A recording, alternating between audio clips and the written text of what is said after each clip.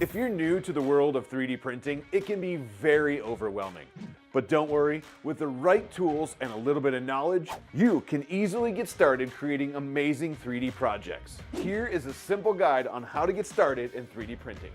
First, you'll need to choose a 3D printer. Now there are several different 3D printers out there on the market, and the best one for you will depend on your budget, your experience level, and what you want to print. Now, a couple of my favorites are the Ender 2 Pro by Creality, because this thing is about $170 right around there US, and it's a great starter printer, and the Bambu Lab P1P. Now this one's about $700, but it has so much more tech and it's so much faster that this thing is really worth the money. Now once you have a 3D printer, you need to get some filament. Filament is the material that creates the objects on your 3D printer.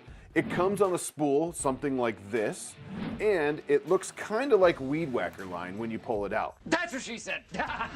Now this feeds into the 3D printer, and the 3D printer melts it to create the object you're printing. Now there are many different types of filament out there, but I highly suggest starting with PLA.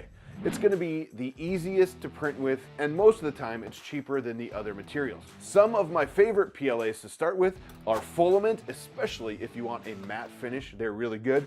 Protopasta for some amazing quality, and if you like the 3D printing nerd, you can get some High Five Blue. Polymaker makes some just amazing filaments all around. They come on a recyclable cardboard spool, and this stuff is some of my favorite to use ever. And also don't forget about the TH3D Spaghetti.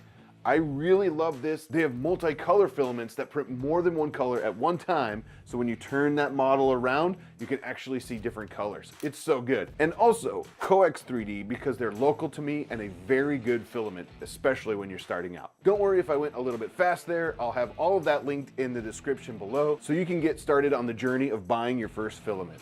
Next, you'll need to set up and install your 3D printer. You usually do that by following the manufacturer's manual that came with your 3D printer, and that walks you through the assembly, the software or slicer setup, and configuring your 3D printer for the very first print. Now most 3D printers these days are mostly built, and they would take you roughly around 30 minutes to get fully set up.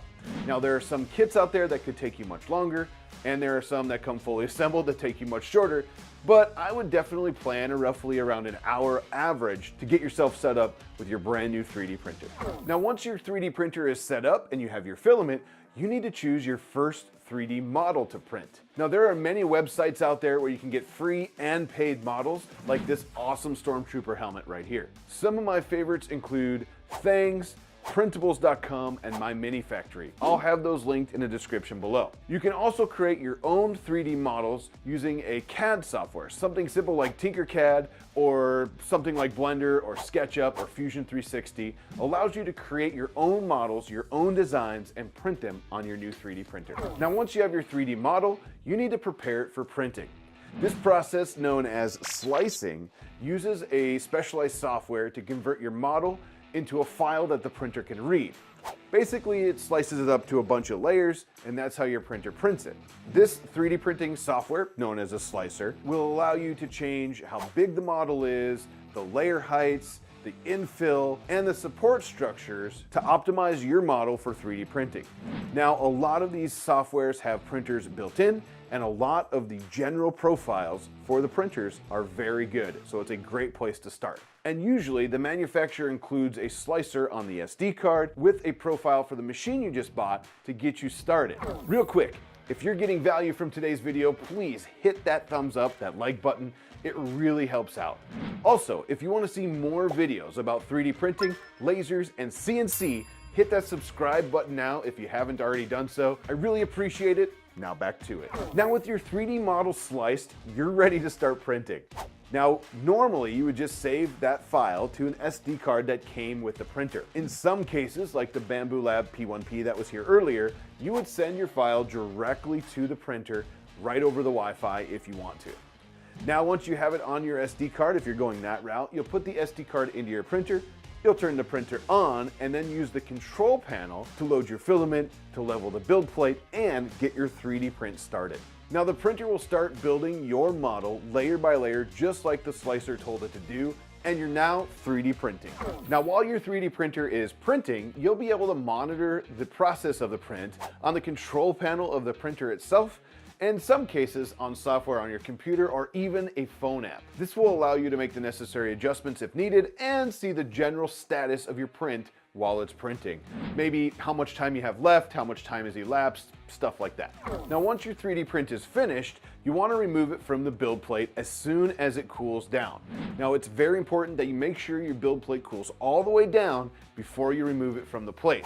I say that because you could damage the plate if it's not cooled all the way down. Then what you want to do is remove any excess material or support structures if there's any printed into the model, and this will typically involve tools like maybe a needle nose pliers, tweezers, and the side cutters that probably came with the printer you bought. Now, just be very careful with you using the side cutters because these will cut you, so you don't want to do that. Finally, admire your finished 3D print.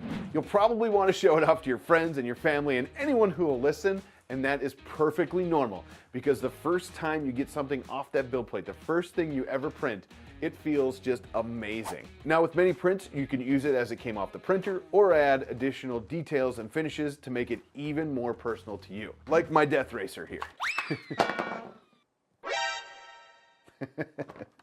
And that's it. With a little bit of knowledge and the right tools, you can get started in 3D printing. And that will allow you to create some amazing 3D objects, pretty much anything you want. I really hope this video helped you out on your journey into 3D printing. And for more information you don't want to miss, check out this video right here.